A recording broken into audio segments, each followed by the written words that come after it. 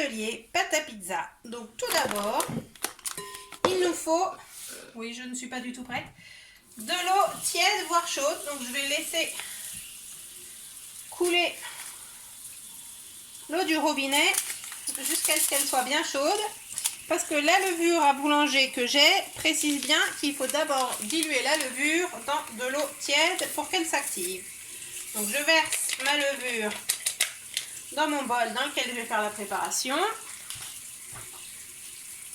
J'attends que l'eau chauffe. Je prépare mon super mesureur qui fait juste la bonne taille parce qu'il va nous falloir en tout 20 centilitres d'eau. Ça y est, elle est chaude.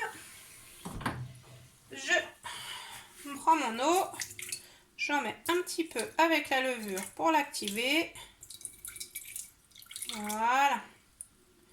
Je mets pas tout pour pouvoir doser après la pâte pour qu'elle soit plus ou moins sèche. Donc pendant ce temps-là, je vais mesurer la farine. Bon, vous allez changer de cadre, mais ça va toujours. Nous, on utilise de la farine semi-complète parce qu'on en trouve à la ferme et que, bon, bah, c'est bien, ça fait un peu plus de fibres. Donc, je mesure entre 300 et 350 g de farine. Voilà, je lui ai mis à peu près 325. La levure commence à s'activer, ça forme des petits blocs. Et je vais donc verser la farine. Et au centre de celle-ci, pour qu'elle soit loin de la levure, une bonne pincée de sel. Je vais commencer à mélanger tout ça pour que ça s'amalgame en une pâte. Voilà, pour l'instant, bien sûr, c'est assez sec. J'ai pas du tout mis assez de liquide. Voilà, maintenant j'en ai plein les mains et j'ai oublié la cuillère à soupe.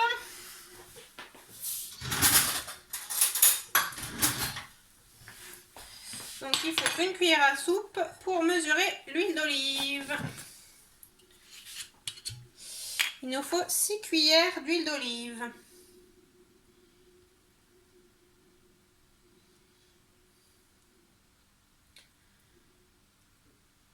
Et 6.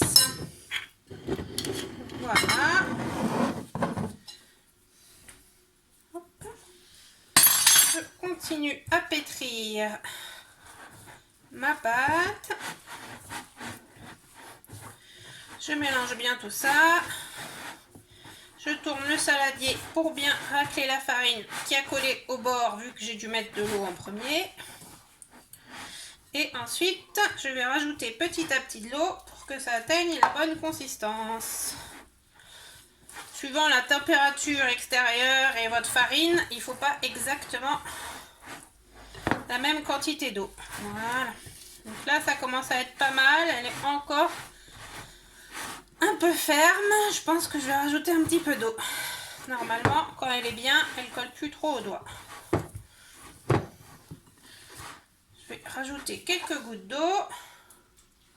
Parce que la levure fonctionne mieux quand la pâte est quand même pas trop ferme. Voilà. Je racle bien les bords toujours. Voilà. Je pétris encore une ou deux fois. Je fais la boule. Je me décolle un peu des doigts. Bon, elle est un peu humide à l'extérieur, mais c'est ma faute. Parce que j'ai rajouté de l'eau dernière minute. Voilà. Je ne sais pas si vous voyez. C'est assez souple. Je vais maintenant lui mettre un torchon par-dessus pour la laisser reposer 1 heure. À dans 1 heure. Et voilà, 1 heure a déjà passé. Et donc, en premier, je vais allumer le four. Touk touk touk. Sur 210. Pour qu'il préchauffe pendant que je prépare la pizza.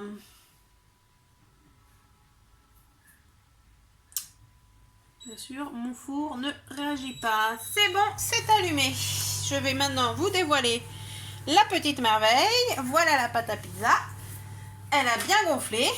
Donc d'abord, il faut la dégazer. Regardez-moi ça, comme elle rétrécit, elle perd tout son gaz. Je la rassemble. Et j'ai préparé mon tapis en silicone pour pouvoir l'étaler. Hop. On va fariner un peu pour pas que ça attache du tout. Et on place la pâte à pizza. Hop. Je lui donne à la main une forme rectangulaire, comme ça elle s'étale mieux comme je veux. Je farine aussi un peu mon rouleau à pâtisserie et c'est parti.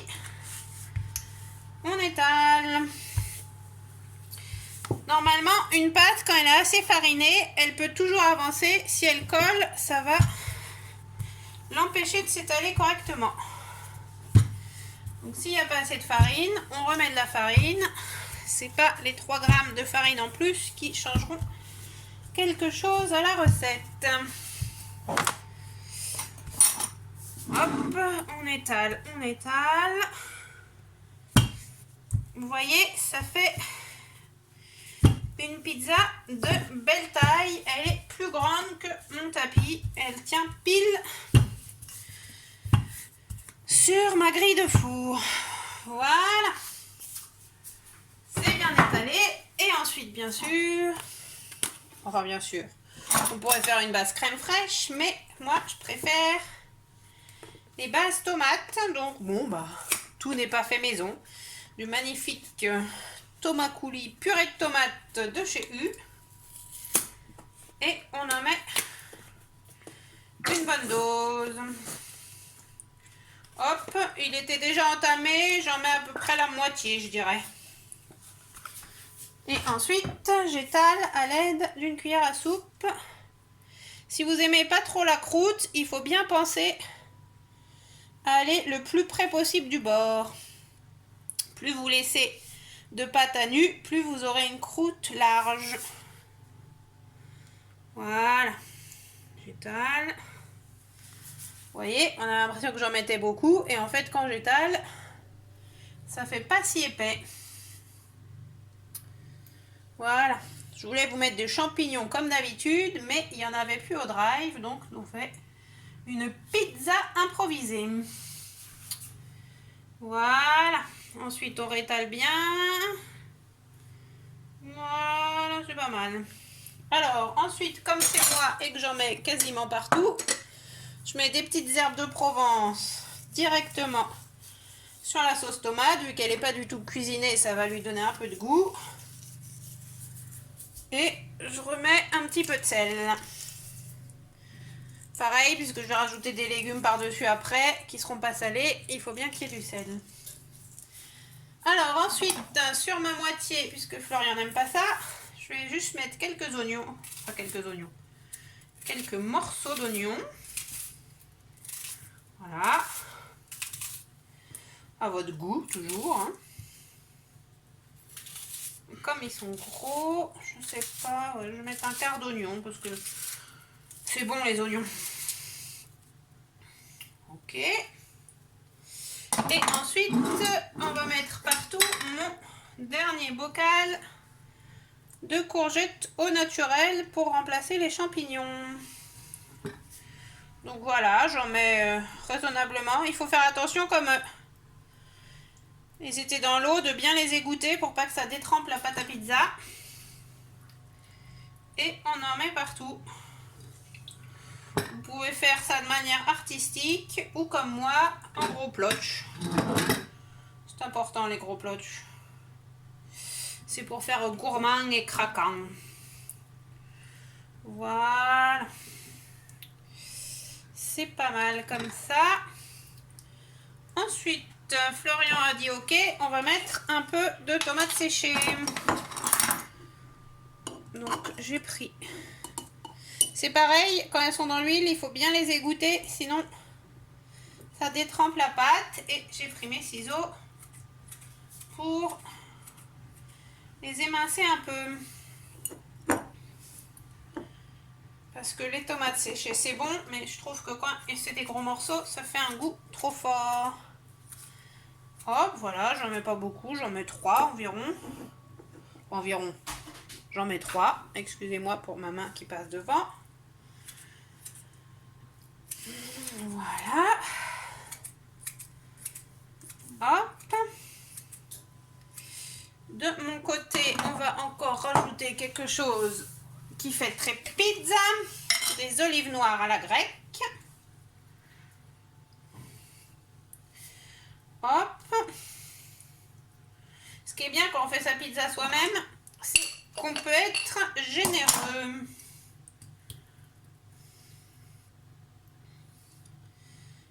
Voilà. Et ensuite, pour notre pizza végétarienne, la touche finale. Enfin, la touche finale. Non, parce qu'il y a encore le gruyère à mettre par-dessus.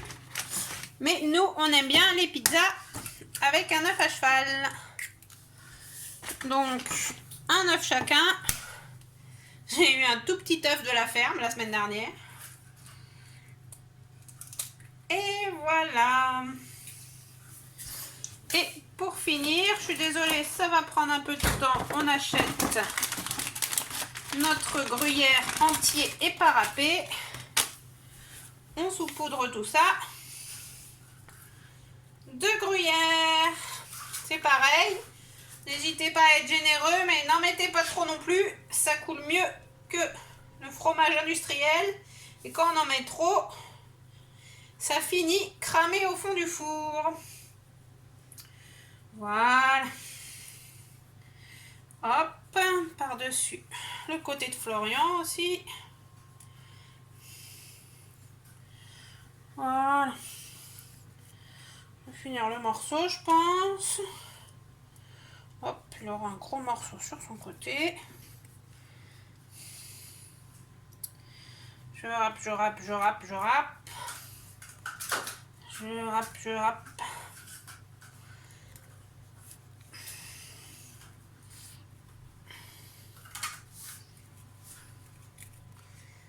Et voilà. Une belle pizza. Le four va bientôt sonner. Et ensuite, pour que l'œuf ne soit pas trop cuit, on met 15 minutes à 210. Et voilà. Je vous referai une petite vidéo pour l'avoir cuite. À tout de suite. Et voilà le chef-d'œuvre, encore toute fumante. Bon appétit!